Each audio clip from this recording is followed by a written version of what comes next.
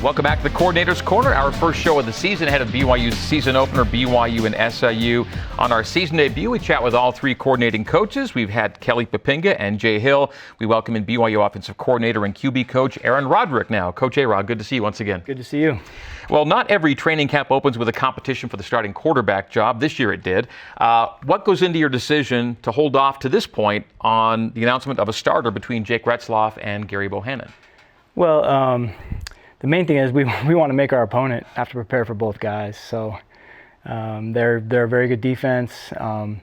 They've defeated a Division I team 2 years in a row. They are a good program, and so it didn't make any sense to just let them know they've got to prepare for both guys. Dig up some film on Gary. They've got 4 games with Jake, so we just wanted to keep that advantage until kickoff.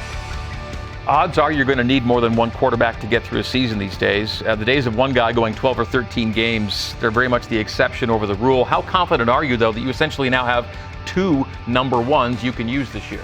Yeah, I feel really good about that. I think, we've all seen Gary play at Baylor, and then Jake did a really good job for us in the last 2 games of last season. I know those games didn't turn out how we'd hoped, but I think he especially in that Oklahoma State game, started to get some comfort level out there running our offense. And so you're right, about 20 teams in the country will make it through the whole season with 1 QB, and the other 110 are going to need more than 1. And so, regardless of who starts Saturday night, we have a good plan. I like what we're doing, but regardless of who starts, there's you're going to see both guys this season for sure. Can you go into the attributes of each guy and what have made this such a really good competition? Well, they actually have a lot more in common than they do differences, and I think that was true with Jaron and Zach, and that's true with these guys as well. They're both good athletes that can run. They're mobile, accurate throwers, smart guys, guys that can pretty much do everything on our offense. And so we don't have to change offenses with one guy in versus the other. Now they're not exactly the same, but way more similarities than differences. Okay, Gary's a bigger, taller, heavier guy with about 30 more games played than Jake Retzloff. What's the value of just those components compared to what Jake's trying to do with the experience he had last year, plus a strong 2024 so far in camps? I mean, there is value for sure in the number of games Gary started. I think the size difference is, Gary's a big, strong guy, but he's also been through some injuries. Mm-hmm. And knock on wood, Jake hasn't yet. So I don't think we'll treat them much differently that way. I mean, they're both going to be, you're going to see them run the ball, you're going to see them throw it, you're going to see them on the move. They both, like I said, can run our whole offense. Kalani's been asked about it a couple times, maybe you have as well. In terms of a plan, do you go in saying a platoon is part of a plan, or do you say we're going to let this thing play out and just see how the game goes?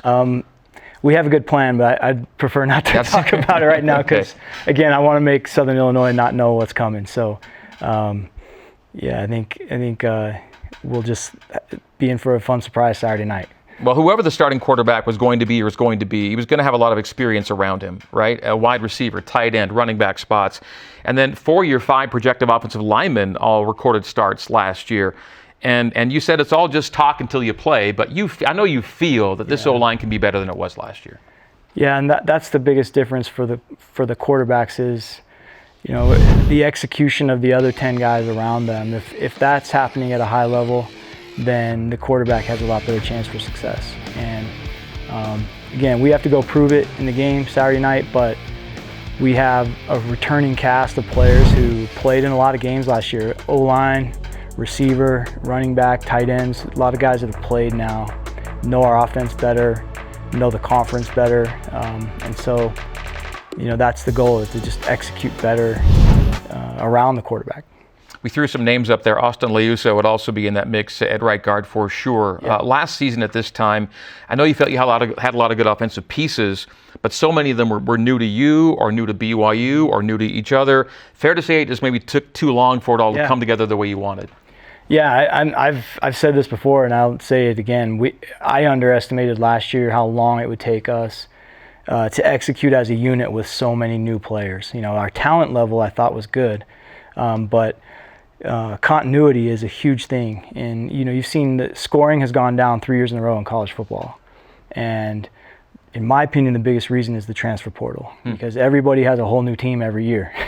and offensive execution, when we were playing at a pretty high level for 3 years, it felt like the same team 3 years in a row, even though it wasn't exactly the same team.